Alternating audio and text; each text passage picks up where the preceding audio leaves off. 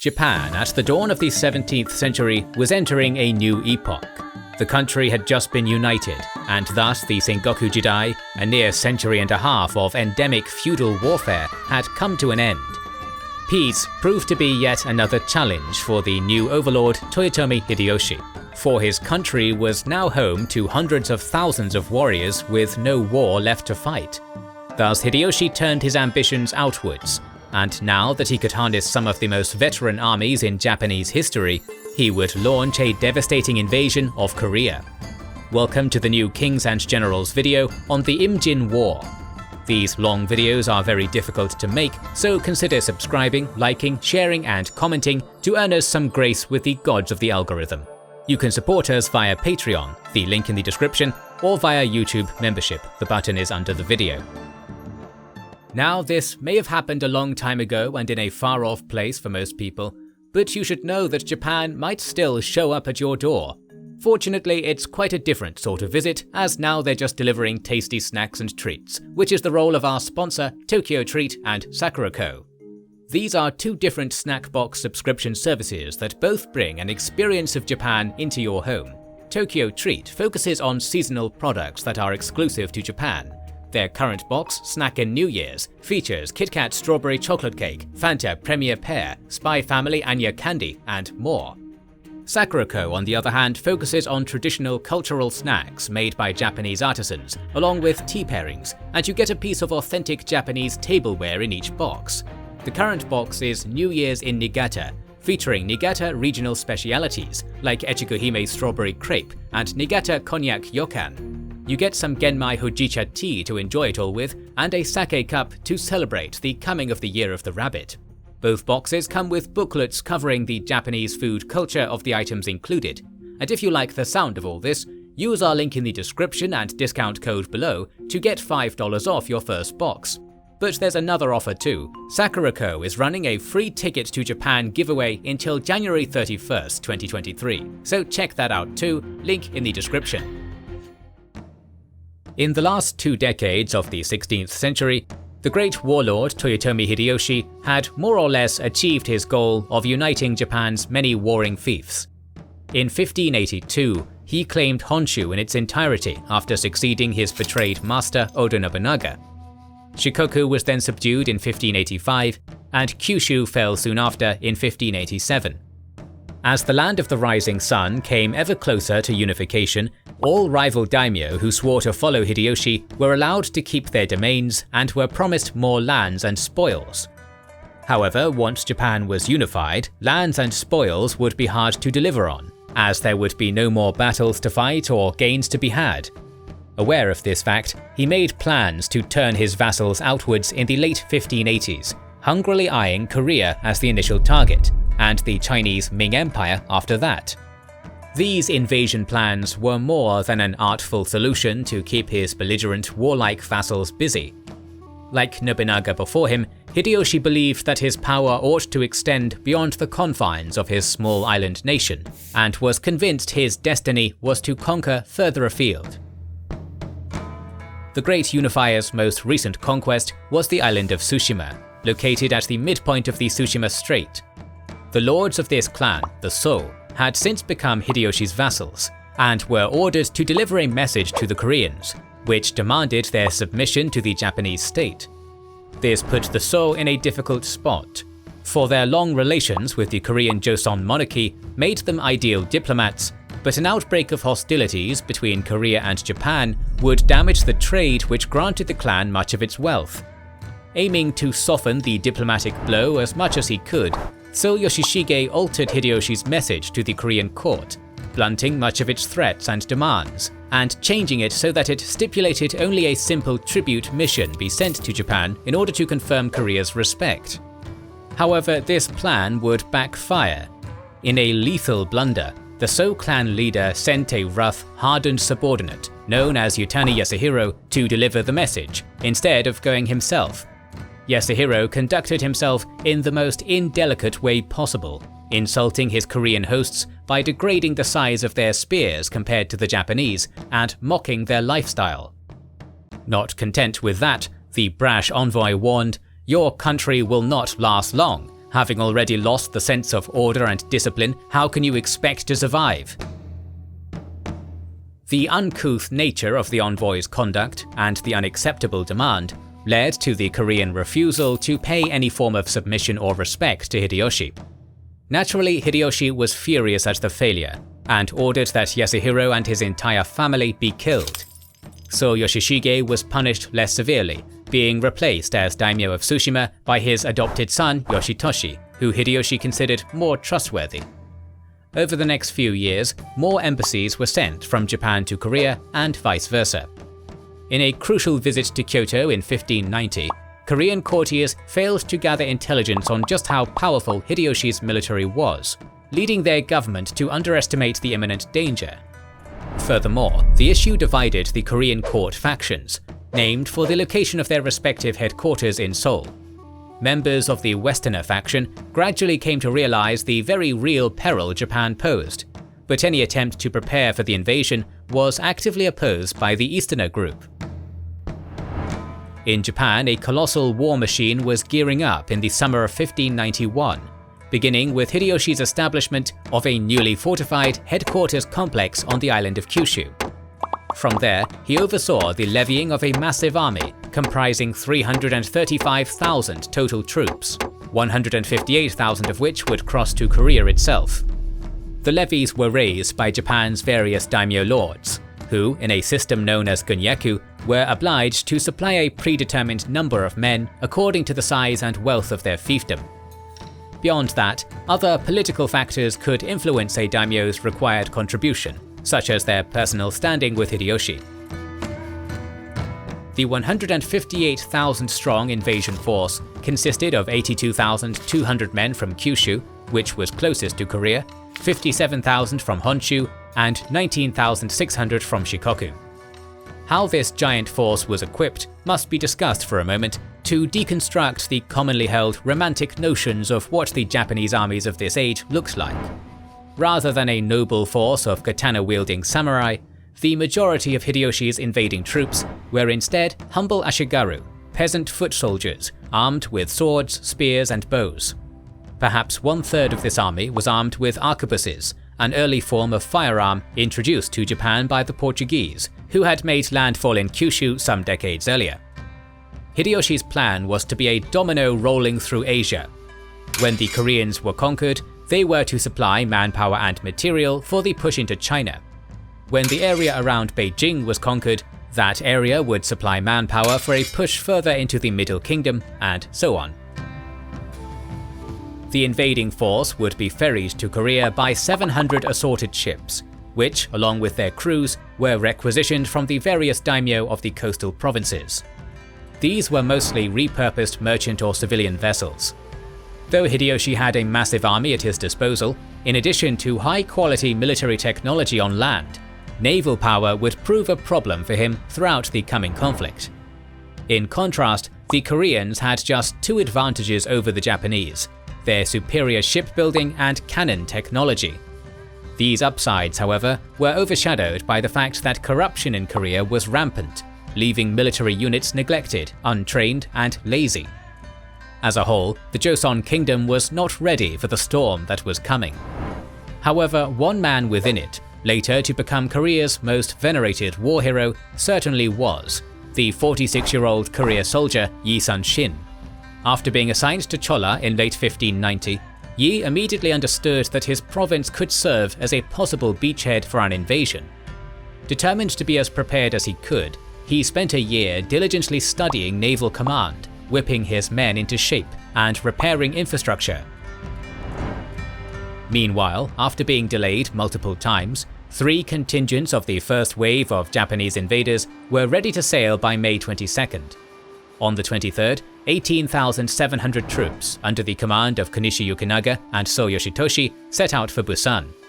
It was a risky voyage, for the warships earmarked to guard the troop transports had not arrived, and so this fleet was completely vulnerable. Though initially believing the ships on the horizon were part of an abnormally large trade mission, the Korean commanders in the Busan region gradually came to realize that the invasion had begun. They could have used the superior warships under their command to assault the undefended Japanese fleet, but in a catastrophic lack of decisiveness and initiative, they failed to do so. By nightfall on May 23rd, around 400 transports crowded the waters off Busan, resting in the harbour completely unopposed. After a final demand for an unopposed Japanese crossing to China was rejected, the troop landings began. At 4 AM on May 24, 1592, 5,000 men under Yoshitoshi disembarked onto land, followed by another 7,000 under Yukinaga. Eventually, the entire first contingent had disembarked, and a Japanese army had landed on Korean soil without a single shot being fired. After 2 brief sieges, the main fortresses at Busan and its harbour fell, triggering panic among military leaders in surrounding provinces. In yet another stunning act of military ineptitude, the incompetent Korean naval commanders scuttled their sizable provincial fleets and destroyed their weaponry and provisions, retreating north as quickly as they could. With Busan secured, the proud Yukinaga refused to wait for reinforcements as instructed. Instead, he immediately pushed north along the middle of the peninsula on May 26th, marching at a blistering pace, likely wishing to monopolize the glory of seizing the capital for himself. This invading force first came to the deserted town of Yangsan, then went on to secure Miryang and Daegu on May 28th, pillaging and plundering as they did. Realizing he had to mount some opposition, the governor of Gyeongsang province, Kim Su, tried to lead a force south to meet the Japanese. However, he soon withdrew without fighting after learning that Dongnae had also fallen. News of the Japanese invasion had reached Yi Sun-shin in Chola on May 25th, along with the shocking knowledge that both of the Gyeongsang navies had already self-destructed. However, Yi waited patiently. He had orders to defend his segment of the coastline, and would do so. He remained confident that the Japanese could be defeated on the seas, despite their superiority on land, so Yi was biding his time. Meanwhile, a second Japanese army landed in Busan on May 28th, under the command of Kato Kiyomasa. The troopships this time disgorged a fearsome contingent of 22,800 soldiers. Realizing that the vanguard under Yukinaga had not waited for him, the irritated Kiyomasa also swiftly pushed forward. He took the eastern route, seizing the cities of Ulsan, Gyeongju, Yeongcheong, Sinyeong, and Kumo on the path to Seoul. Kiyomasa blazed with determination, resolved not to let his rival Yukinaga reach the capital before him. On the 28th, a third prong of the invasion opened up, when Hideyoshi's third contingent under Kureda Nagamasa arrived at Angolpo. This force consisted of 11,000 troops, who after seizing the nearby fort at Kimhae would take the western route north. 3 Japanese armies were now set to converge on the Korean capital at Seoul, but they would not get to the city totally unopposed. At Cheongju, around 100 kilometers south of the capital, the revered Joseon general Sin Rip had assembled a sizable resistance army of 8,000, and he intended to fight. The ragtag agglomeration of cavalry troops, officers who had retreated from the south, and hastily raised levies from the north possibly could have held the Choyong Pass, which had been General Sin's original plan. However, retreating Korean units revealed that it had already been lost, so instead, Sin chose to do battle at Cheongju on an open field. At midday on June 6, 1592, as the Japanese were descending from the Choyong Heights, General Sin drew up his army outside Cheongju on a stretch of flat ground, hemmed in by a hill called Tangumdae to their flank and the South Han River behind them. This was a death trap with no possibility of retreat, and this was precisely the point. Placing troops in this kind of situation was a long-established Chinese military tactic, which had led to remarkable victories in the past. Perhaps the Koreans could use it to halt the robbers, as they derisively called the Japanese. As Yukinaga's first contingent descended from the heights, Kiyomasa emerged from the eastern route and managed to catch up with his rival daimyo near Cheongju. The latter was angered that Yukinaga had stolen the glory by storming ahead, and demanded to now take the lead with his own force. He refused, and Kiyomasa decided that he would take revenge on his rival at Cheongju. As Yukinaga began his advance towards the city from the southeast, the second contingent stayed behind, hoping their rivals would be defeated. The attacking troops fanned out as they approached the town, finally emerging opposite General Sin's force in a vast arc. At 2 PM on the afternoon of June 6th, Yukinaga divided his army into 3 main units. 10,000 soldiers under himself and his retainer Matsura Shigenobu formed the vanguard, while So Yoshitoshi and his 5,000-strong contingent formed the left flank. Finally, 3,700 assorted troops, commanded by their minor daimyos Arima Harunobu, Omura Yoshiaki, and Goto Sumeharu, were placed on the right. Arquebusiers were placed on the front lines of the Japanese army, while behind them stood Ashigaru footmen, armed with melee weapons. When arrayed in battle formation, the Japanese advanced with a roar of musket fire. It was hardly even a contest. General Sin's amateur forces were almost immediately overwhelmed by flying arquebus balls and began to suffer devastating losses.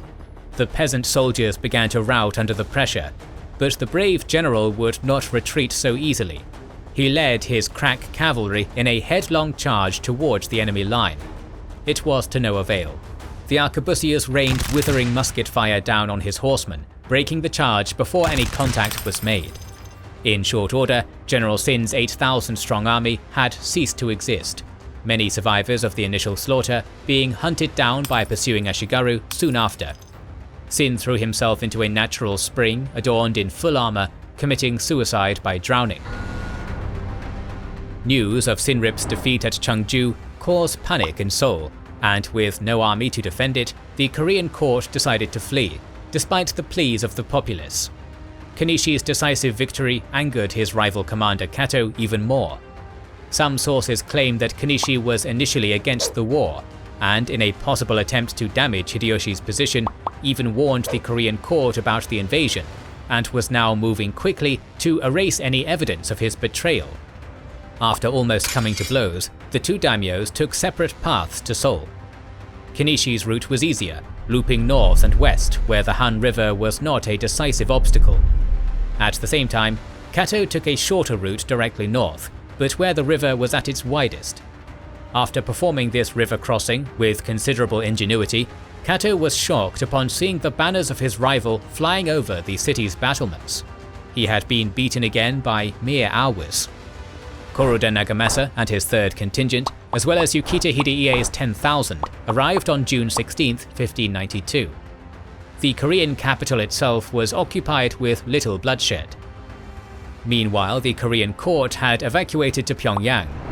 According to some sources, angered by their king's abandonment of them, the angry citizens burned many of the royal residences.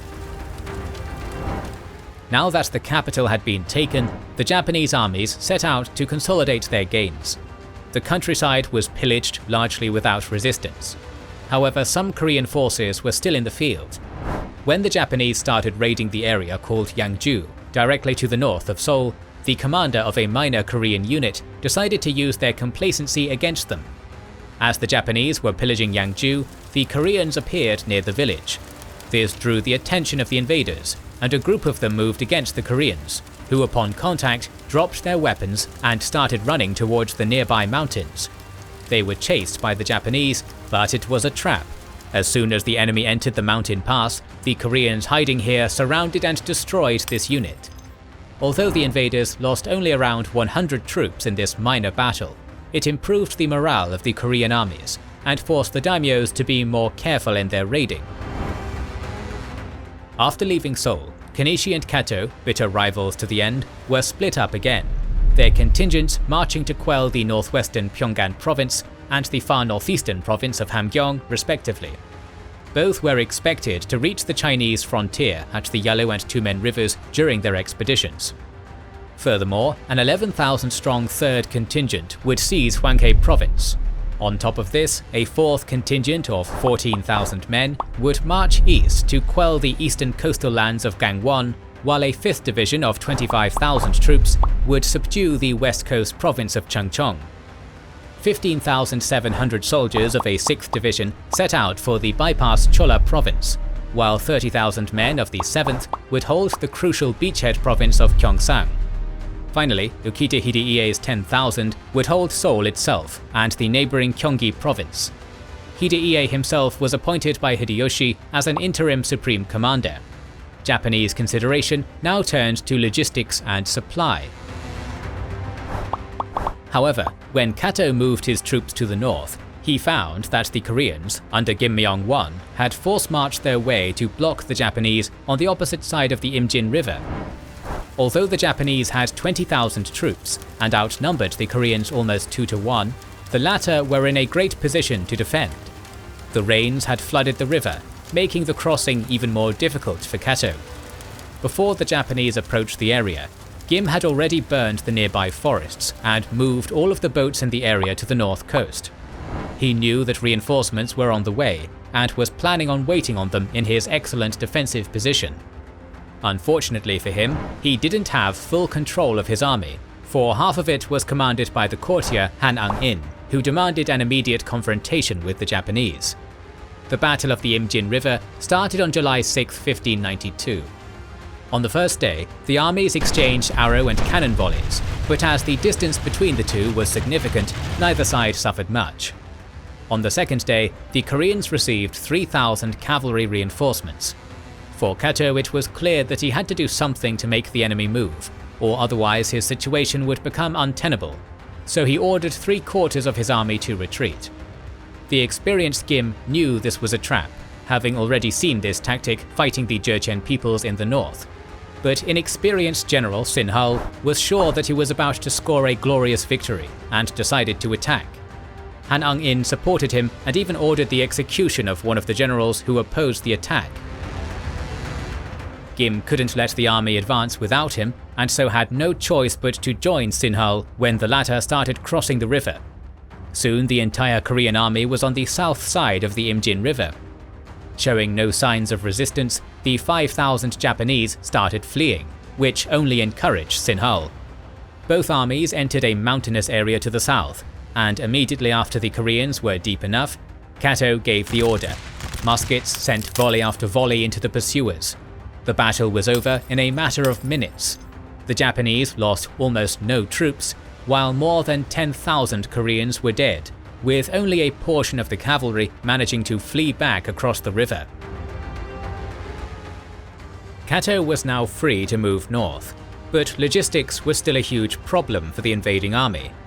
With its task of ferrying 8 armies now complete, the 700-ship-strong Japanese fleet began probing west from Busan, along the treacherous Korean south coast. They were moving directly towards Cholla, where Yi Sun-shin held command. The Korean navy as a whole was in a dire state, as most of the vessels of Gyeongsang were burned or scuttled. The commander of the remaining ships, Won-gyun, went into hiding among the many coves and inlets along Korea's southern coast, and sent a letter to Admiral Yi asking for help. But before he acted, Yi started gathering intelligence on Japanese naval movements. Moreover, he hoped to organize a united fleet of 90 ships with other admirals in the area. Some of Yi's men were executed, and their heads were displayed to the others in order to improve defeatist moods. However, on June 12th, the day Seoul fell to Japanese ground forces, Yi was forced to sail. King Seonjo's court issued orders for him to unite his vessels with those of Won-gyun. On June 13th, Yi Sun-shin led his fleet out of Yosu Harbor. It was made up of 39 fighting vessels, 24 large panoksons, 15 smaller-decked Hyupsun fighting ships, and 46 lighter scout ships, known as Seers. After rendezvousing with Won at Dangpo, Yi slowly sailed to the east. As his makeshift navy rounded the edge of Koje Island and began working its way north, a scout ship approached them with a message that a fleet of Japanese ships was at anchor in Okpo port. This village was situated inside a large bay, not too far up the coast of Koje Island, and so it was there that the first naval battle of the war would be fought. As Korean naval forces entered the bay, Yi ordered his smaller ships to the flanks, while the heavier warships, including Yi's flagship, formed a line in the center. He sent a message to each of his captains, warning them not to give way, but to stand like mountain castles. Then he ordered an advance. More than 50 enemy transports were at anchor in front of Okpo village. Most were unmanned, ransacking the village in search of loot and setting fire to houses. Only when Korean ships neared them were they seen by the Japanese, due to the fact that smoke from the burning village obscured their vision. The Japanese hastily rushed back to their ships, attempting to lift anchor and then hugging the coast rather than heading for the open sea. Yi's fleet attacked, engaging the Japanese at a distance and encircling them before opening fire with cannons and fire arrows to the beat of their admiral's war drum. Though Japanese arquebusiers attempted to fire back, the distance meant that Yi's enemies could not attempt boarding actions, and they were gradually destroyed one ship at a time. When this fleet had broken, its crewmen dead or fleeing back to shore, 5 more ships were spotted in the evening near Happo, 4 of which were also destroyed by Yi. 26 ships of the Japanese Navy were destroyed on the first day, without a single loss for Yi Sun-shin's armada. The next morning, 13 additional Japanese ships were spotted near Jinhai. Yi once again destroyed 11 out of that number without suffering any losses. During these victories, Admiral Yi was often amused by the exotic trophies taken from enemy ships, particularly their elaborately ornate helmets, which were sent to the king Seonjo alongside news of the victory. The harrowing experience of civilians Yi encountered after Okpo further enraged him, providing proof to him of Japan's savagery. The admiral then retreated back to Yosu in order to reorganize his forces. These naval defeats made the Japanese realize that the Korean Navy was not yet defeated, and they sent a force of ships to deal with Yi in early July. Being notified of this expedition to destroy him, the admiral sailed east on July 8th with only 23 warships. He had discarded the smaller Sea-Ear scout ships and replaced them with something altogether more formidable and far more famous, the Kabukson, otherwise known as the Turtle Ship. The Turtle Ship was 28 meters long, 9 meters wide, and 6 meters high, making it a fairly large ship for the time. It sat low in the water, which allowed it to come in under the massive Japanese castle ships and blast their hulls with cannon fire and archery. A sloping roof of planks, bristling with iron spikes, was also laid on top of the hull, encasing the vessel like the shell of a turtle, hence the name. Around 15 of the advanced Korean cannons were mounted on each of these ships, along with a platform of archers. With his ships ready for battle, Admiral Yi sailed for Secheon, where around 50 Japanese ships were anchored, including 12 warships. The Japanese troops were fortified on the cliffs above the bay, where the Japanese commander, Wakazaka Yasuharu, made his command post. Although Yi realized that he could not risk closing with an enemy which possessed such fire support from the land, he also knew the Japanese capacity for arrogance, so he sent a small force into the bay as bait, and then had it turn and retreat as though fleeing in terror. Seeing this apparent display of weakness, Yasuharu's men ran down from the heights and embarked on their ships, pursuing Yi's navy into the middle of the bay. Witnessing the success of his lure, the Korean admiral ordered an assault, with the invincible turtle ships leading the advance.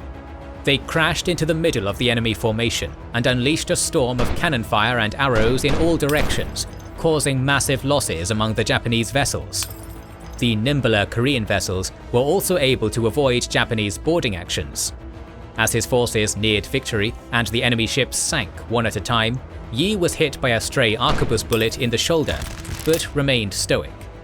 After the enemy fleet had been destroyed, Yi supposedly drew a knife and dug the bullet out with it. When the battle was over, every ship which had pursued him lay burning on the sea or sunk. Victories kept on coming in the days after Secheon. Firstly, at Dangpo, Admiral Yi defeated a 21-ship-strong Japanese fleet, once again using his turtle ships to break apart and wreak havoc within the enemy formation. Soon after, the Koreans advanced on a 26-strong anchored enemy armada at Danghang-po. All but one of the Japanese vessels were destroyed after Yi lured them into the open and smashed their battle line to pieces. The land war was still not going well, but Yi made sure the position of his realm was supreme on the sea. Back in Japan, Hideyoshi was livid at the continued resistance of this small Korean fleet, and angrily ordered his admirals, Wakazaka Yasuharu, Kato Yoshiaki, and Kuki Yoshitaka, to cease their useless inland plundering and annihilate Yi Sun-shin. The advancing armies needed supplies and reinforcements, but the Korean Navy was stopping them. At the time, Yasaharu's 82-vessel fleet was the only one ready for the upcoming fight, and the proud daimyo chose to act alone. He would gain the glory from crushing Yi. The following morning, August 15th, Admiral Yi deployed his fleet in a bay near the island of Hansando. Admiral Wan wanted to just attack Yasaharu's fleet, but Yi refused. Rather than meeting Yasaharu's fleet in the narrows of Gyeonnae-rang, where Yi's ships might collide with one another, he sent 6 Panoksun warships forward as bait for a trap. When these ships emerged into visual range of the enemy, they switched direction and fled. Predictably, the victory-hungry Japanese fleet came barreling in pursuit. As they emerged into the open sea, the Korean fleet spread into a semicircular crane's wing formation, light vessels on the flanks, while the heavier ships formed a sturdy center. When everything was in place, Yi ordered a charge. Immediately, the more nimble wings enveloped all of Yasaharu's vessels, darting in and out whilst showering the enemy with cannon fire and archery. At the same time, the heavier center, fronted by 3 turtle ships, smashed directly into the enemy formation. Shooting from all sides, the monstrous turtle ships tore many Japanese ships apart with cannon, while the heavy Panoksun warships stayed at a distance, using their advantage in artillery to tear into the Japanese. In particular, metal case firebombs were shot from mortars located on the decks of the Panoksun craft. Only when the opposing ships were crippled did the admiral give the order to board and finish them off in melee. After many hours of this drubbing, Yasaharu realized he was defeated and fled to a fast ship, barely managing to escape.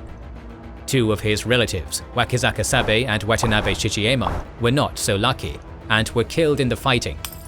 Of 82 Japanese vessels that had sailed through Gyeonnae-rang that day, only 14 survived the Battle of Hansando. The 2 colleagues of Yasaharu whom he had left behind before the battle, Yoshitaka and Yoshiaki, were quickly informed of the disaster. They set sail immediately and reached Angulpo, where they ran into the battered remnants of Yasaharu's forces. 1 day later, on the 16th of August 1592, favourable winds prompted Yi to follow his defeated foe, arriving outside the Angulpo harbour and deploying his navy in the Crane's Wing formation once again. This time he faced a total of 42 Japanese warships at anchor, protected by their own armaments, land fortifications on the nearby coast, and shallow waters in the bay itself. Yi first attempted to lure the Japanese out with bait, as he had many times before, but the Hansando experience wizened his enemy to that tactic, and it garnered no response. Instead, the Korean admiral changed tactics, arranging for a continuous relay of ship squadrons to row into cannon range, unleash their destructive artillery volleys on the Japanese, and then withdraw to safety.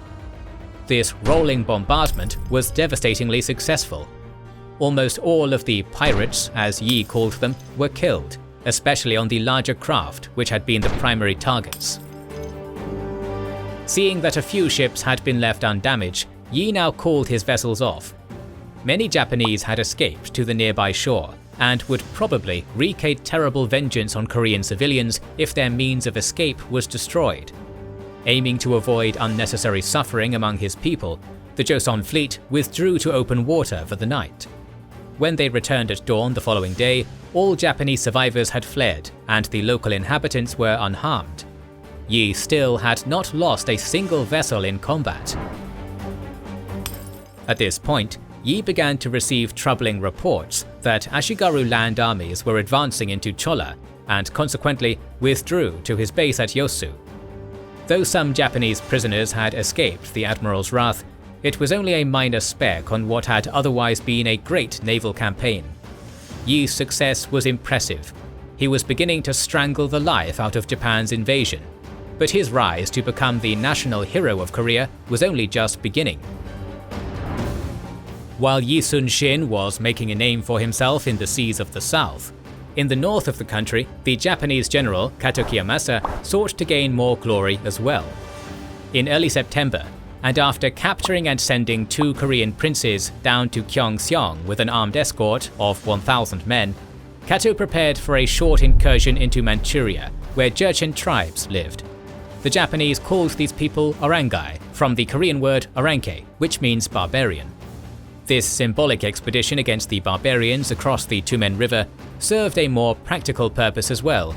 Kiyomasa would be able to test his army against a possible future foe and collect invaluable information as to how the semi-nomadic Jurchens fought. To aid him in this new military endeavor, he recruited Koreans from the Hamgyong province to act as his guides and vanguard. The locals had no love for the northern barbarians, as the latter frequently raided their villages, so they were more than eager to offer their services to the Japanese, and a sizable force of 3,000 Korean allies was assembled, ready to serve Kiyomasa. With his army now totaling around 11,000 men, Kato Kiyomasa became the first Japanese general to cross into China. Unbeknownst to him, he would also be the only one to do so at that time. They soon came upon an Arangai castle, and at dawn the Japanese drew up their ranks and prepared for an assault. However, they soon became aware that even though the castle seemed formidable, it was lightly defended. As such, the Koreans advanced on the front of the fort, while the Japanese troops went around the mountain to the rear of the fortress, and working in groups of 50 or 30, they managed to pull out the stones using crowbars, and the wall collapsed. The Japanese entered the castle, and after some fierce arquebus volleys, they killed the small garrison and captured the Jurchen fortress. Despite this success, Kiyomasa, perhaps knowing that a Jurchen counterattack was incoming, decided to pull back towards the Korean border and made camp for the night on a hill. The following morning, the Koreans headed back across the Tumen, leaving the Japanese to face an army of around 10,000 angry Jurchens. Although Kiyomasa's chronicler informs us that for every Japanese dead, the Jurchens suffered 30 casualties, the attackers refused to give up and continued their ferocious assault. So fierce was the fight that at one point Kiyomasa's standard bearer was killed next to him, and the Japanese general had to hold it with his own hands. He also gave orders that the heads of the enemies were not to be collected as trophies, but only counted, for every samurai was needed for the fight. Even after 8,000 heads were tallied, the Jurchens continued to fight. Their attack finally came to a stop when an exceptionally heavy rain started falling in a way that it blew directly into their faces, and so they withdrew. Well satisfied with his troops' performance and the results of this short campaign, Kato Kiyomasa crossed in turn the Tumen River and continued eastwards towards the sea, capturing a series of Korean forts along the way. Kato Kiyomasa's scouting expedition to Manchuria was the closest the Japanese reached to invading China, their true objective. But to amass a force large enough to invade the Middle Kingdom, they needed to dominate the sea around Korea. However, Admiral Yi inflicted defeat upon defeat on the Japanese navy, and 1 month after Kiyomasa's incursion over the Tumen River, he would strike again, putting an end to Japanese ambitions of invading China. Following the extraordinary success of the Hansando-Angulpo campaign, Admiral Yi had returned to his base at Yosu in Chola province. There his fleet was reinforced with ships that had been hastily put into production upon the outbreak of the war. With 166 vessels under his command, 74 being large battleships, Yi Sun-shin fathomed a plan to wash away the national disgrace and directly attack Busan. Joined by fellow commanders Yi Ok and Won Kyun, he reached the estuary of the Naktong River on the 4th of October and sent a scouting raft that came back reporting that 500 Japanese ships were anchored inside the city's harbour. The size of the Japanese fleet didn't seem to deter the Korean admiral, who, emboldened by his previous victories, decided to attack the following day. Facing a strong east wind and fighting against the rough seas, the Korean fleet made its way towards Busan. In the waters just off the harbour, they encountered 24 Japanese ships organised in small groups. These ships were easily burned and destroyed, and the Koreans entered the harbour itself, witnessing the Japanese armada that was split into 3 large masses anchored near the shore. The Japanese crews, realising that there was no time to set sail and fight the enemy at sea, jumped overboard and headed for fortifications on the heights above the shore, from where they would mount their defence. Just like Sacheon, the Koreans approached as closely as they could and bombarded the unmanned Japanese ships with their cannons, while also showering them with fire arrows. The Japanese, well protected behind their fortifications, tried to prevent the destruction of their fleet by unleashing barrages of musket fire and arrows, and making use of Korean cannons that had been captured in Busan and Dongnae, whereas others were frantically trying to repair their damaged ships. However, only the coming of night could stop the Koreans, who withdrew to the open sea after destroying 130 Japanese vessels. On the other hand, only 5 Koreans died during the battle and 25 were wounded. This time as well, Admiral Yi lost no ships. Emboldened by his triumphant victory, he initially wanted to return to Busan the following morning and inflict further damage upon the Japanese, but reconsidered his choice as the sinking of the entire fleet would leave the invaders trapped in Korea with no avenue of retreat, something Sun Tzu in his Art of War advises against. The defeat at Busan and the loss of around a quarter of their fleet extinguished any lingering hopes the Japanese might have of amassing an army in the north large enough to invade China. The victories Admiral Yi Sun-shin had won at sea had prevented the entry of his Japanese foes into the Yellow Sea, rendering them unable to reinforce and resupply their armies on land. Meanwhile, Korean ground forces behind the Japanese lines were doing the same. In the countryside and wilderness, guerrilla armies began to form almost immediately, reacting to the cruelty they and their countrymen experienced at the hands of the enemy. Resistance leaders such as Ko Kyung-myung, Cho Han, and Kwak Chae-yu set up ambushes to trap enemy troops and preyed on vulnerable Japanese supply barges that were using Korea's rivers for transport. These actions further hampered the logistics of Toyotomi Hideyoshi's conquering army in much the same way Admiral Yi was doing at sea. Motivated partly by patriotism and partly by a desire to raise the social status of their kin, an estimated 22,000 irregular fighters and 84,500 regular soldiers from the Yalu River in the north to the Naktong Delta in the south rejoined the fight as guerrilla warriors in 1592, among them 8,000 Buddhist monks. In November of 1592, Korean guerrilla forces contributed to the successful defense of Jinju, a battle which caused many Japanese casualties and humiliated the daimyo generals. Most crucially, all of the chaos behind Hideyoshi's lines was giving Korea time, and time was exactly what Korea needed.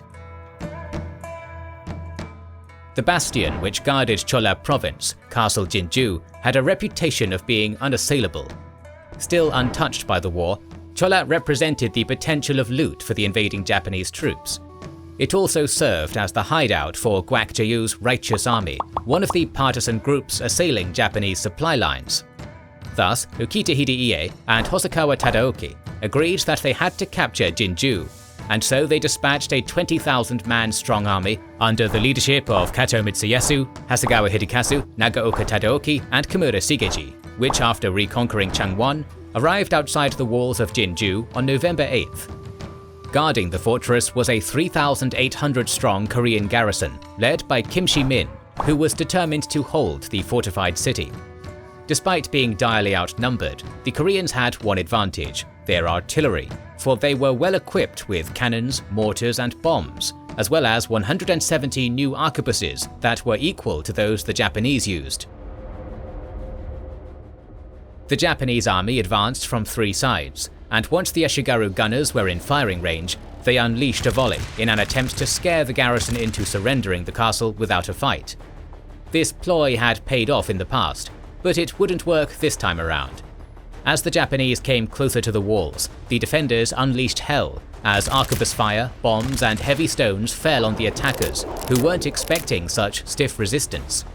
After falling back for a while, the Japanese resumed their offensive, this time under the cover of shields made of bamboo, and massed volleys from their arquebusiers. When the besiegers reached the walls, they placed scaling ladders, but the defenders, ignoring the bullets, used axes and stones to smash the ladders. Japanese laborers also constructed a siege tower, and from its advantageous height, the Ashigaru fired over the walls and into the city. For 3 days, wave upon wave of Japanese attackers crashed on the walls of Jinju, only to be pushed back by a hail of projectiles from the defenders, who even threw flaming bundles of straw filled with gunpowder down upon their foes. Finally, on the night of the 11th, groups belonging to the Righteous Army sent by Kwak Chae-yu arrived to aid in the defense of the castle. because they were too few to be an effective relief force, they went up on a nearby hill, where they lit many torches, so as to trick the Japanese into thinking that a large force had flanked them. The guerrillas were soon joined by 3,000 more men, forcing the Japanese to divert a portion of their troops to guard against an attack from them. Despite that, the besiegers remained focused on their objective, but were still unable to overcome the staunch Korean defense. On the final day, the Japanese decided that if brute force wasn't enough, then maybe a clever stratagem could work. In the early morning hours of November the 13th, they illuminated their camp with more torches than usual so as to be visible by the Koreans, and pretended to pack up their gear and prepare to leave. At the time of a given signal, the torches were extinguished, and an all-out assault on the opposite side of the city, along the northern and eastern gates, was launched. The Koreans rushed to defend, with Kim Shi-min in the van, fighting beside his men, only to have a bullet mortally wound him in the left of his forehead. But this was kept from his men so they would not lose heart. The Korean garrison was already in a perilous situation, as ammunition was running low, but they were saved when a Korean detachment arrived by boat up the Nam River, bringing with them supplies and encouraging the defenders to continue. With casualties once more piling high, the Japanese commanders halted the attack. Fearing a counterattack from the rear, they decided, much to Hideyoshi's fury, to abandon the siege altogether and head back to Changwon under the cover of a sudden downpour. The Korean army, exhausted and low on supplies and ammunition, didn't attempt to pursue the retreating Japanese. The situation was about to become a lot worse for the Japanese, when in late 1592, Ming China, which had long been a suzerain and protector of Korea, finally began its intervention in the war. Initially, a Chinese expeditionary force of 3,000 troops, under the command of the reckless Zhu Chengshun, was ordered to take Pyongyang, but was destroyed when it became trapped and outnumbered inside the city. While this victory made the Japanese optimistic at first, the samurai commanders soon realized that the Chinese would be back soon and in massive numbers. Worried about this and the vulnerable state of Pyongyang, Kenichi Yukinaga went south to Seoul in order to meet with his supreme commander Yukita Hideie, so that they might discuss these urgent matters. It turns out that Japanese anxieties were justified, for in January of 1593, after crushing the Ningxia revolt back home, the Chinese commander Li Rusong slowly led a large army of Ming troops into Korea, wisely using scouts and spies to gather intelligence on Japanese positions as he advanced. After some minor skirmishes, Li Rusong's forces approached Pyongyang on February 5th. An initial Japanese sortie from the gates was crushed by a feigned retreat, but it was clear that recapturing the city would present a massive challenge. Pyongyang enjoyed a strong defensive position, flanked to the east by the Taedong River and northwest by the Patong River. Moreover, it possessed some of Korea's most formidable walls, which had been continuously reinforced throughout the centuries, forming a crude, elongated triangle lying between the two rivers, within which were 6 gates. Meanwhile, the entrances along the Taedong River were lightly defended, with each of the 4 landward gates garrisoned by 2,000 Japanese soldiers apiece. Moreover, Kenichi Yukinaga and 2,000 elite bodyguard troops were deployed on Mount Moranbong, a 70-meter-high fortified vista from which a commanding view of the surroundings could be had. Overall, roughly 15,000 men of the 1st Contingent defended Pyongyang. By the time he arrived at Pyongyang, Li Rusong's 43,000-strong imperial army had been further swollen by many thousands of Koreans and 5,000 warrior monks. He set up his own headquarters on high ground west of the Patong River, personally commanding 9,000 troops. Around the city, the general distributed various detachments under his subordinates to assault the various gates. 10,000 soldiers under Zhang Shijie were set up opposite the Chilsong Gate. 11,000 under Yang Yuan formed up facing the Patong Gate, and a further 10,000 under Li Rubo prepared to assault the Hanggu Gate. Finally, 9,000 Koreans under their native commanders Yi Il and Kim Il-so were ordered to the Changyong Gate. The Chinese cannons, capable of firing large stones over 2 kilometers, were distributed evenly around the siege lines under heavy guard. After an attempt to assassinate Kenichi Yukinaga failed, the assault began. Spearheading the assault were 3,000 warrior monks, capable warriors under the command of Hu Zhong, a master monk. On the morning of February 6, 1593, these brave religious warriors advanced up the northern slope of Mount Moranbong, attempting to scale the hill walls. In the face of withering arquebus fire from the Japanese on the fortifications, they suffered hundreds of casualties, but persevered nonetheless. As the defenders began to tire in the late afternoon, the monks were joined by a Chinese unit under Wu Weizhong, whose troops began to scale Mount Moranbong from the west. This contingent began to breach the area, streaming onto the mountain behind Yukonaga's lines. All of a sudden, Yukonaga was surrounded, and there was a danger he would be killed. At that moment, So Yoshitomo, a compatriot of Yukonaga, led a counterattack from the main city and broke the Chinese encirclement on Mount Moranbong, allowing the remnants of Yukonaga's 2,000-strong guard to retreat. That evening, the Japanese abandoned the mountain, instead taking up positions in their recently constructed citadel, a construction of primitive earthworks. The next morning, Li Rusong ordered a general assault on Pyongyang with all forces engaged. As the first blast of cannon fire sounded, the general advanced at the head of his troops, only to be met with a storm of Japanese arquebus fire, rocks, arrows, and boiling water. Aiming to blunt this dogged resistance, Ming cannons continuously battered the walls and gates of Pyongyang, aiming to soften them up. At the same time, incendiary bombs and fire arrows were loosed into the city itself, causing chaos, setting fire to buildings and even the forest outside of the city. Under the hail of projectiles, Chinese and Joseon casualties mounted, forming mounds of corpses which their comrades climbed upon to advance. To further stiffen his men's resolve, Li Rusong publicly killed a deserting soldier, and then offered 5,000 ounces of silver to any brave man who would breach the walls first. With the unbearable pressure of artillery bombardment and the infantry assault, in addition to the employment of the famous cloud ladders of Chinese siege warfare, Pyongyang's defenses broke. The Chilsong Gate and the surrounding wall collapsed, allowing Ming troops and surviving warrior monks inside. Meanwhile, at the shattered Putong Gate, Luo Shangji, swinging his halberd, was one of the first to enter the city. Now, under intense pressure, the defensive ring along the walls of Pyongyang fell apart, resulting in a Japanese withdrawal to the inner citadel. This hastily constructed fortification was apparently built with holes in its side for arquebusiers to fire through, which caused it to look like a beehive. The sophisticated Chinese officers, looking with scorn at the primitive and barbarian citadel, immediately ordered an assault in mass ranks. This proved to be a dreadful mistake. Japanese troops fired volley after volley of arquebus shots into the tightly packed Ming and Korean soldiers, causing massive casualties and breaking the assault's momentum. When Yukonaga saw some enemies retreating from the city altogether, he led a sortie from the citadel in an attempt to break the siege, but was methodically driven back by concentrated Chinese cannon fire. As daylight waned, the Japanese were still in control of the inner fortress, but were badly bloodied. Li Rusong decided to pull his men back for the night so they could rest. Meanwhile, inside the citadel, Yukonaga held a war council.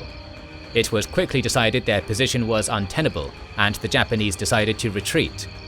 Under the cover of darkness, the entire remaining garrison quietly withdrew through the Changyong Gate and across the frozen Taedong River. According to samurai Yoshinojin Gozaemon, who was present during the retreat, wounded men were routinely abandoned, while those exhausted men simply crawled along the road. Yukonaga's men hoped to rest at a communication fort at Pungsan, but it had been abandoned by its commander, who assumed Yukonaga had already been annihilated. This Ming-dominated victory at Pyongyang was a change in momentum. While at the start of the war, the Japanese had seemed unstoppable, it was now Li Rusong's army that advanced, and the Japanese who were in a headlong retreat. Nevertheless, the Japanese 6th contingent under Kobayakawa Takakage managed to lure Li into a trap, defeating his army at the Battle of Byeokjigwan. This would prove to be one of the biggest pitched battles of the invasion, and one which the Chinese general only narrowly escaped before withdrawing his army north to recover.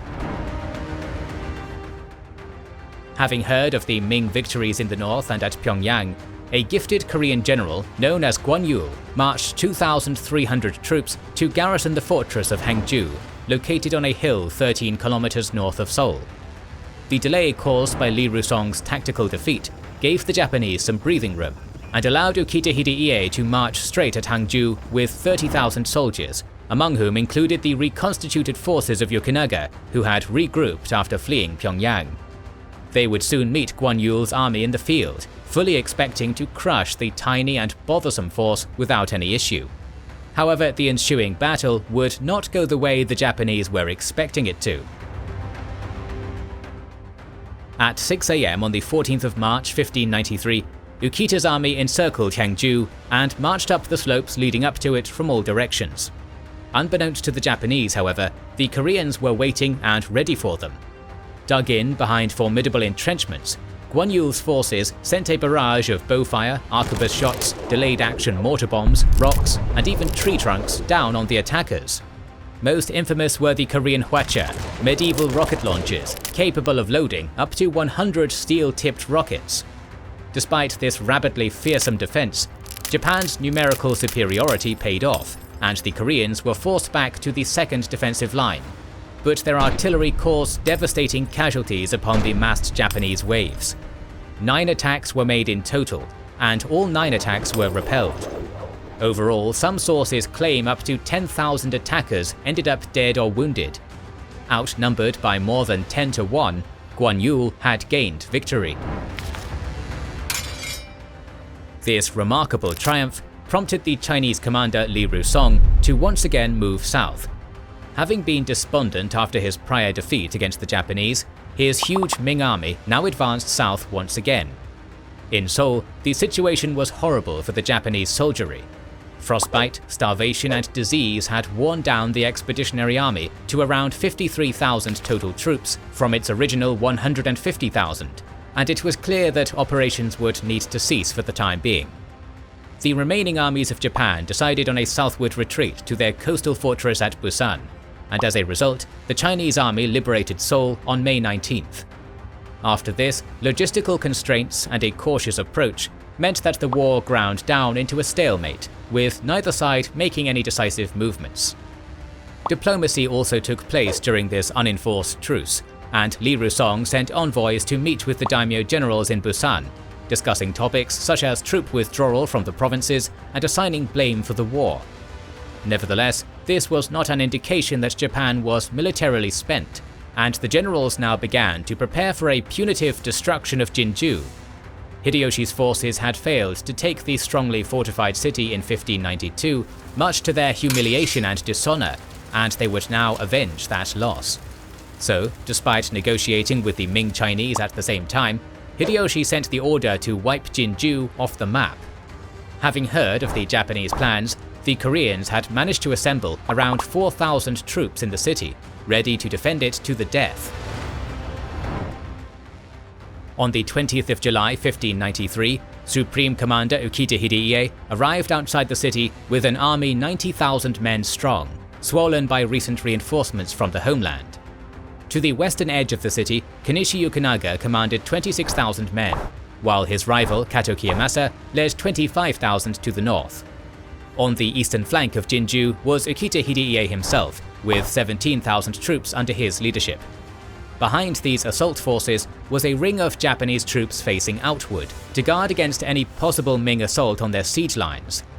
Furthermore, the besieging army placed contingents on the hills near the city in order to repel any reinforcements that came to relieve Jinju. To the northwest, Kobayakawa Takakage, the victor of Byokja-gwan, held authority over 8,700 troops, while Mori Hidemoto was stationed to the northeast with 13,000. Finally, Kakawa Hirai had several thousand more across the Nam River to clean up any trouble to the city's south. Throughout July 21st, the Japanese labored to drain the newly built moat outside the city. In this, they found limited success, as outer sections of the dikes were destroyed and the channel was filled with rocks, earth, and brushwood. This set the stage for a general attack on the landward side of the city the next day. Using scaling ladders to storm the walls, Japanese troops fought fiercely and almost penetrated the city's defenses, but clever Korean use of artillery and fire arrows drove them back. As the 23rd dawned, large and static siege towers were constructed in order to facilitate observation and arquebus fire into the city. However, this was not successful, as destructive Korean cannon fire shot the towers to pieces one by one. Things seemed to be looking better for the defenders when a local army marched toward Jinju from the east in an attempt to relieve it. However, these reinforcements were quickly pushed away by Hidemoto's northeast rearguard.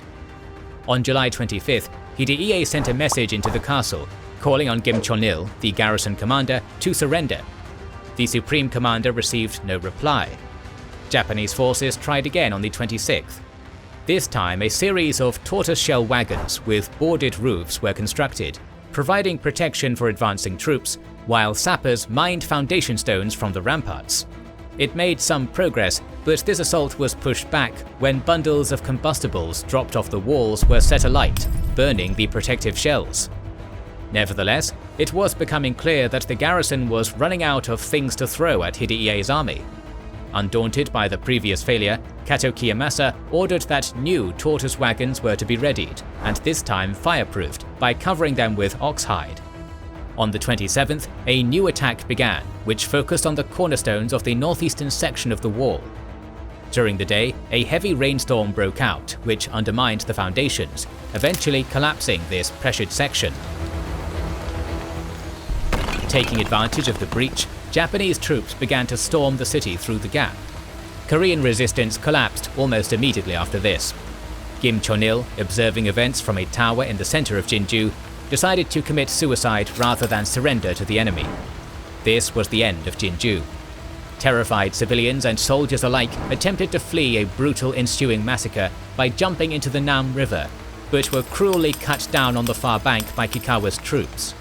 When the chaos was over, Japanese records claim that 20,000 heads were taken in total, while Korean annals claim 60,000 died at Jinju, a testament to Japanese barbarism. The Nam River flowed red with blood that night, and its banks were choked with headless corpses as far as the eye could see. Despite the totality and brutality of this Japanese victory, it did little to change the overall course of the war. Soon, the Japanese were forced to retreat back to the chain of coastal fortresses they controlled in the south, known as Wajo. Negotiations began, a ceasefire was imposed, and a Ming emissary was sent to Japan to discuss terms with Toyotomi Hideyoshi. Gradually, the daimyo and their men started to return to their homeland. To the north, the Chinese also withdrew their expeditionary force home. Though peace talks would continue for years after this, and the first invasion of Korea was essentially over, the war was not done. King Seonjo arrived back in the Joseon capital of Seoul on October 24, 1593, after an exile of more than a year. Though the majority of his country had been reclaimed, it was completely drained of resources and its population in the grips of terrible famine. Royal treasuries sat empty, many productive settlements had been destroyed, and much economic devastation had been caused by the war. The rebuilding effort would be headed by newly appointed Prime Minister Ryu Song-rong, who prioritized national defense. All over the nation, and especially in the Japanese-occupied south, the Joseon government began to construct impregnable mountain fortresses, situated to take advantage of terrain. Furthermore, modernization reforms in the Joseon military were undertaken from late 1593 onwards. Unit organization was tuned and adjusted, and new weapons such as modern firearms and more advanced battle tactics were adopted. Reconstruction throughout the following years gradually brought normalcy back to Korean life, but this also came with the dangers which had plagued King Seongjo's government before the war, as factional court politics now re-emerged. The labyrinthine rivalry between Westerner and Easterner factions reignited with greater intensity than before. The Prime Minister was a prominent member of the Easterner faction, but going after a man of his lofty status was too dangerous, so his enemies decided on a softer target. Admiral Yi Sun-shin was a childhood friend of Ryu Song-rong and had recently been promoted to commander of the Korean Navy in the south. In discrediting this decorated admiral, the Westerners had a mole. Yi's underling, Won Gyun, who during the first Japanese invasion had cunningly intrigued against the victorious Yi, constantly sending unfavorable reports northward, grounded in nothing but lies. This factional infighting did not bode well, especially since, as they were happening, diplomatic failures between Japan and China had provoked Toyotomi Hideyoshi into preparing a second invasion. In comparison to the grand continental conquest envisioned in the prior assault, this second attack was to be a simple grab for Korea's southern half. One of the most important lessons learned by the daimyo was just how critical of a threat the Korean navy was. So the Japanese commanders aimed to achieve supremacy at sea by two means: assembling a far stronger fleet than the one before, and weakening the enemy fleet by neutralizing its prodigious commander, Admiral Yi. To that end, Japanese forces began heavily reinforcing their armies in Korea. In addition to the roughly 20,000 remaining garrison troops in the coastal Wajjo fortresses, 121,000 more soldiers were to be mobilized. Under the supreme authority of the 15-year-old Kobayakawa Hideaki, Japanese soldiers ever so slowly began returning to enemy soil in March of 1597. After they did, Hideyoshi's forces did not launch an instant assault, but instead stalled for months on end, waiting for harvest season. By plundering local farmers during this plentiful time of year, the Japanese forces could live off the land more easily, relatively unaided by vulnerable supply lines. Moreover, Hideyoshi's plan was to march through the southwest province of Chola, known as the breadbasket of Korea. Before the land invasion even began, events at sea were to prove utterly disastrous for the defenders, as Japanese intrigue bore fruit.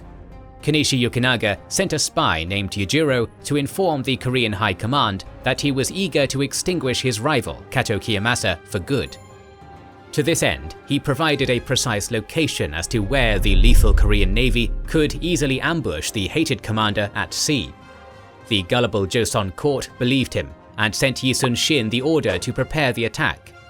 Upon receiving this order, Admiral Yi was immediately suspicious.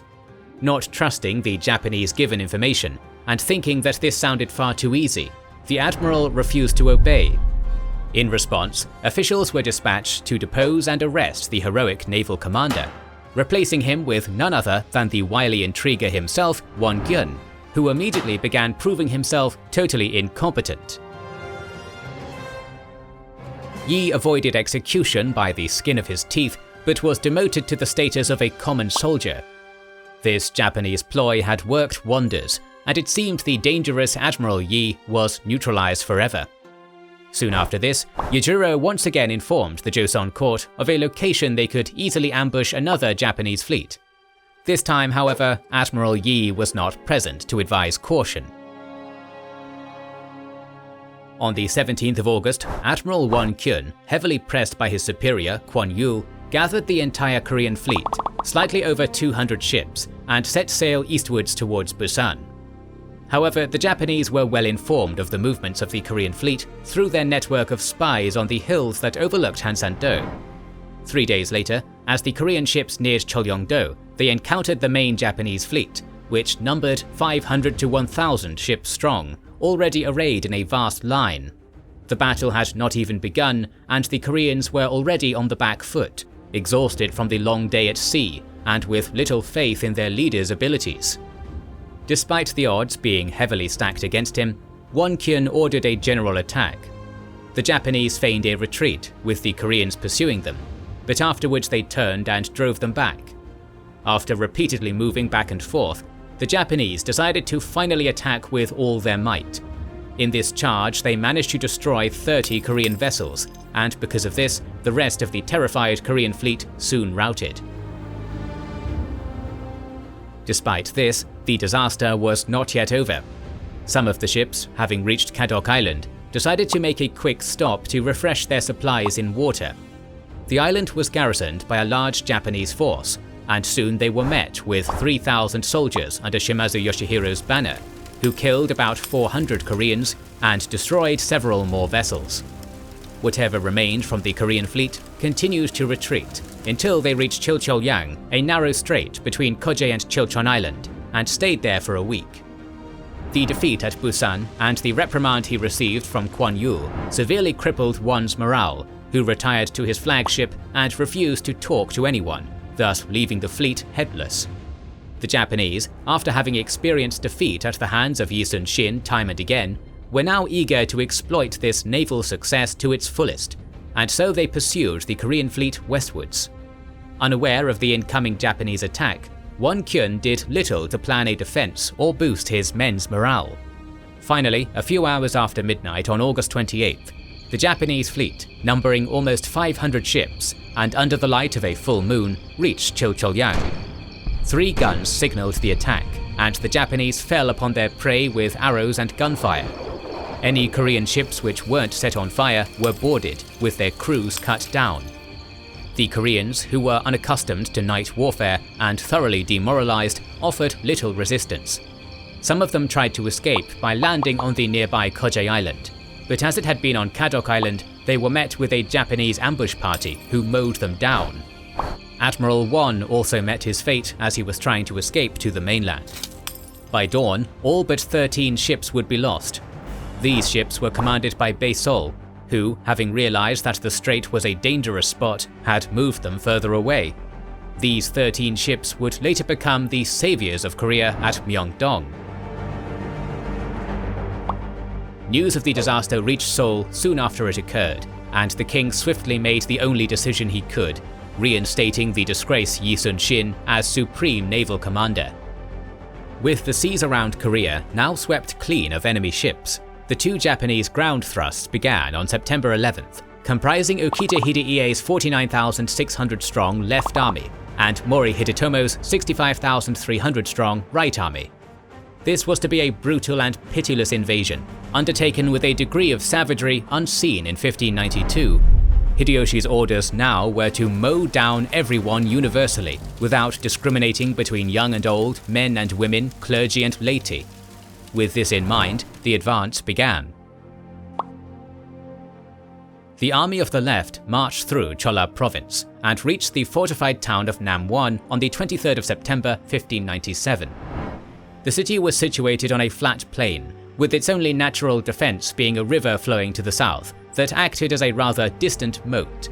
Its walls were not very tall, about 4 meters high, but were plastered with shell lime, and tiny fragments of seashells made it glitter in the sun, creating an impressive spectacle. Between each gate and wall corner, a bastion was formed to provide flanking fire onto the gates. In the area around the city, there was an alternative defensive position just to the north, the Sanseong of Kyoyong. This mountain fortress was naturally more suited to withstand the Japanese attack, as the enemy would have to fight an uphill battle through a heavily forested area. Because of this, the Korean garrison of Namwon had advocated for abandoning the city and moving there. However, the Ming general Yang Yuan, perhaps more confident in defending a Chinese-style fortification, overruled them and chose to stay in Namwon, a decision that would later prove to be fatal. To Yang Yuan's credit, the Ming general didn't sit idly waiting for the arrival of the Japanese, but worked to strengthen the city's defenses. Another 3 meters were added to the wall's height, and cannons were placed on the main gatehouses. The defenders also dug a ditch 6 meters deep, enclosed by a wooden palisade, while spiked tree trunks were laid at its bottom to slow down the Japanese assault. Furthermore, a fortified water reservoir was built outside the walls to prepare the city for a lengthy siege, and fences were constructed on the fields. Finally, as the defenses were almost complete, Yang Yuan ordered the destruction of Kyoyong to prevent the coming Japanese from using it. When the Japanese army arrived, they immediately besieged the city from all sides, leaving no escape routes for the 12,000 people now trapped inside. Half of them were civilians. Hideie was in command of the southern sector, while Kanishi Yukinaga commanded the west. Kurashima Michifusa and Kato Yoshiaka's troops covered the northern side, and 11 other generals secured the eastern approach. Seeing that the invaders were busy with constructing their own defenses, the besieged garrison decided to sally out, but were met with rapid volleys of arquebus fire and were forced to retreat into the city. The next day, the Japanese started filling the city's defensive ditch with earth and straw, all while under heavy cannon, musket and arrow fire from the walls. When this was done, many of their own arquebusiers crossed over, and by taking cover in the burnt houses and the fences outside the walls, began to harass the defenders.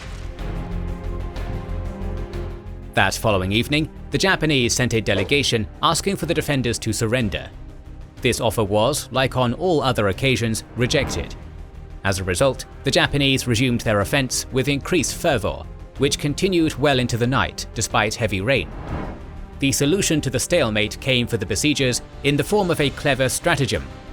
Witnessing the still green rice stalks on the nearby fields, they cut them, then tied them together in big bundles.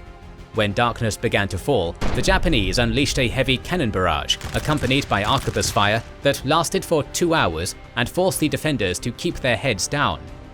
Under the cover of night and the suppressive volleys of their guns, they quietly built a ramp out of the rice stalks. As the barrage stopped, the Japanese troops assaulted the walls, with the samurai Matsuura Shigenobu reportedly leading the way. Despite the valiant attempts of the defenders, the city fell. Seeing that the city was doomed, the Ming commander Yang Yuan led a detachment of 300 men out of the west gate, trying to break through the enemy lines. Despite being wounded twice, he and 100 of his men managed to escape the siege and headed to Cheonju, only to find the city deserted. Thus he continued towards Seoul. Back at Namwan, the Japanese, now in total control of the city, put combatants and civilians alike to the sword. Kainen, a priest who was accompanying the army as a physician, was so shocked by what he witnessed that he later wrote in his poems, "Whoever sees this, out of all of his days, today has become the rest of his life." As a final act of barbarism, they cut off the noses of 3,726 dead, salted them, and then shipped them back to Japan as proof to Hideyoshi that they had fought and defeated their opponents. Overall, in this second invasion, momentum had thus far been solely on Japan's side. However, the tide would begin to turn when a small number of Ming reinforcements, led by General Yang Hao, managed to ambush and defeat Japanese forces at Jiksan. This prevented any further incursions towards Seoul, and marked the furthest Japan would encroach into Korean territory. The daunting prospect of more gigantic Chinese armies joining the Koreans, and a forthcoming winter, meant that turning back south was the only realistic choice for the Japanese. With the invasion on land stalling in late 1597, it is here that Yi Sun-shin is thrust back into the limelight. After being reinstated as naval commander in the south, the admiral had only 13 ships to work with. Nevertheless, his mere presence cheered up the local population, who often greeted him as a savior. "Our admiral has come again, now we can be safe," shouted one local peasant. However great his bravery or ability, what could Admiral Yi do with only 13 ships against hundreds? Firstly, he set about reasserting discipline and order. Guards were posted to protect armories and storehouses. Cowardly officials were reprimanded and sent back to work.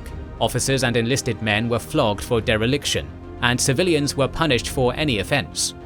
Through these harsh means, Yi restored himself to what traditional Chinese military doctrine dubbed awesomeness, the mix of fear and respect a leader needed to command effectively. Reaching his small fleet at Huryongpo, he immediately retrofitted all vessels to serve as makeshift turtle ships, with sturdy timber sides and spiked roofs to protect the crews. When this was done, Yi sailed kilometers west to Aranpo, which had a more open harbor. It was about this time that Yi received intelligence that the main Japanese war fleet was after him, so he retreated to the island of Chindo, further to the west. A 13-strong scout fleet tried to destroy Yi on the 17th of October, but was fought off without much difficulty. In the days after this minor skirmish, the main Japanese fleet arrived at Aranpo and began building up its strength. As they did, Yi spent his time carefully observing the properties of surrounding bodies of water, noting the current speed, direction, and time of the tide. Of particular interest to the admiral was the narrow Myeongyang Channel, a stretch of water only 250 meters wide at its narrowest point. The current was also the fastest in all Korea, moving at a faster speed than Japanese ships could travel. This was a perfect place to make a final stand. On October 24th, Yi received further intelligence that a 200-strong Japanese fleet was closing in on his position. In response, he pulled his fleet through the Myeongyang Strait the next day, anchoring his ships in the open water just outside it. Beyond Yi's 13 combat vessels was a long line of fishing boats packed with refugees. By arranging these vessels in a mock battle line, the admiral hoped that the Japanese would assume his own squadron was merely the vanguard of a larger force. That night, with everything set as he wanted, Yi summoned his commanders to an audience, telling them that "He who seeks death shall live, he who seeks his life shall die." At dawn the next day, the main Japanese armada of 200 to 300 vessels approached the southern end of the Myeongyang Strait. As Yi had predicted, this huge mass of ships was unable to pass through the narrow channel of Myeongyang in one group, and thus began to split into separate squadrons. Everything was going according to Yi's plan. It was only when the first enemy ships began to emerge into the open water that Yi ordered the attack. The Japanese fleet had not realized the Koreans were there, but they were finally notified by the cannons and fire arrows that began to attack them. However, as the admiral's flagship blasted the stunned enemy warships, the other ships in his fleet began to lag behind, witnessing the extraordinary odds they faced. However, threats of punishment and Yi's dogged determination motivated his captains to catch up and fight. At this point, the meager 13-ship Korean fleet was completely enveloped by at least 130 Japanese vessels. The battle that ensued was unlike anything the Korean Navy had ever experienced before. Outnumbered by biblical proportions, their stronger ships rammed their weaker counterparts with reinforced prows, blasted them from all sides with point-blank cannon fire, and set them alight with fire arrows. The massive Japanese flagship suffered the brunt of this battering and was soon in flames, and sunk shortly after. Despite outnumbering their foes by such a massive margin, the Japanese still could not even touch Yi's ships. Assault after assault was made up the Narrows by the numerically superior Japanese, but Yi's flagship stood like a castle at the mouth of Myeongyang, leading the defense which repelled each attack. Then, as the Great Admiral had anticipated, Myeongyang's northward current suddenly reversed, pulling the attacking Japanese ships back into the Narrows. They quickly became bunched together, some even smashing into one another and sinking. At this moment, the Koreans attacked with the tide at their back, inflicting massive casualties on the hapless Japanese fleet as the clash shifted back into the Narrows. By the time Hideyoshi's reinforced fleet managed to squeeze back through the Narrows and into open water, 31 of its ships had been destroyed. Once again, Admiral Yi had lost no ships at all. Badly shaken by their experience in the Channel, the Japanese armada fell back all the way to Busan. It would not gain access to the Yellow Sea, nor would it venture this far west to challenge Yi again. Unfortunately for the triumphant commander, bad news arrived a month after the victory at Myeongyang. His son had been killed defending his home from invading Japanese soldiers. Yi was deeply affected by this and fell into a deep depression. Carrying this weight on his shoulders, he nevertheless began to rebuild the Joseon Kingdom's naval power. By March of 1598, 61 warships were ready for combat, and a further 39 were under construction at the many shipyards of Korea. Accompanying the successes at sea were further victories on land. Ming reinforcements had arrived, and joining with the Korean forces, now pinned the land armies of Hideyoshi in their chain of coastal fortresses. Then, on September 18, 1598, Toyotomi Hideyoshi passed away, at the age of 62. This was the final nail in the coffin of Japan's attempted Korean conquest. One of the great Kwampaku's final orders was for the conflict to be brought to an end, and for all soldiers to return home. Both Hideyoshi's son Hideyori and other powerful daimyo, such as Tokugawa Ieyasu, were also eager to see the costly war stopped. In addition, the Ming were receptive to the idea of allowing Kanishi Yukinaga and the other Wajo garrisons to escape back to their homeland unharmed. The vengeful Koreans, however, were not going to accept this. Putting Korea's newfound dominance at sea to good use, Admiral Yi tightly blockaded Yukinaga inside Suncheon. Despite Yi's insistence that the Japanese would not be allowed to escape, Yukinaga's diplomatic pressure on the Chinese eventually allowed one ship to escape. This craft then signalled the rest of Japan's Wajo naval forces to rendezvous inside the bay at Sacheon to prepare for the voyage home. After Yukinaga failed to show up, the Japanese forces realized the situation he was in and sent 500 ships to break the blockade. Informed by scouts and local fishermen as to what was happening, Yi anticipated that the Japanese would take the direct route between Sacheon and Suncheon through the Noryang Strait. He was correct. Having drawn up his ships in the open sea just west of the narrow strait, a surprise attack was launched at 2 AM on the 17th of December 1598. Within hours, almost half the Japanese fleet was burned or sunk. Admiral Yi was in the thick of the fighting, wielding a bow personally when the allied Chinese flagship was attacked.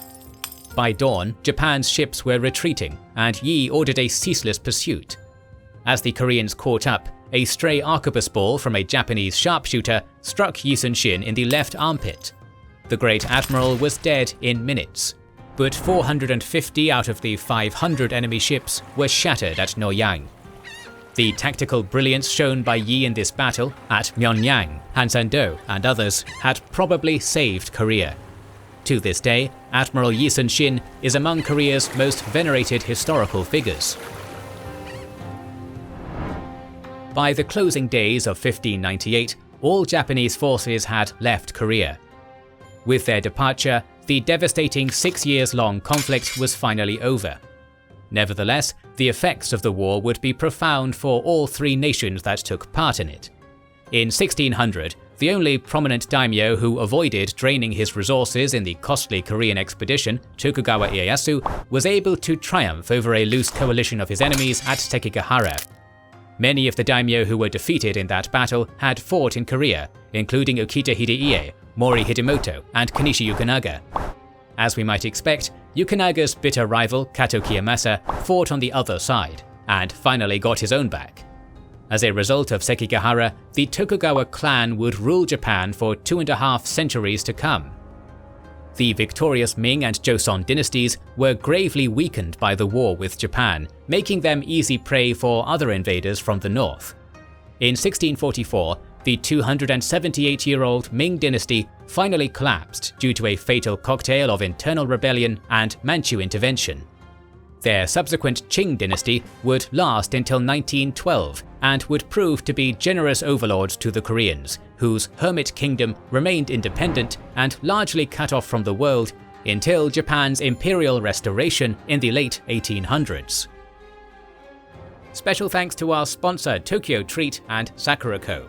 Get $5 off a box of Japanese treats with our link and discount code in the description, and enter Sakura Co.'s free ticket to Japan giveaway. We always have more stories to tell, so make sure you are subscribed and have pressed the bell button. Please consider liking, commenting and sharing, it helps immensely. Our videos would be impossible to make without our kind patrons and YouTube channel members, whose ranks you can join via the links in the description to know our schedule, get early access to our videos, access our Discord, and much more. This is the Kings and Generals channel, and we will catch you on the next one.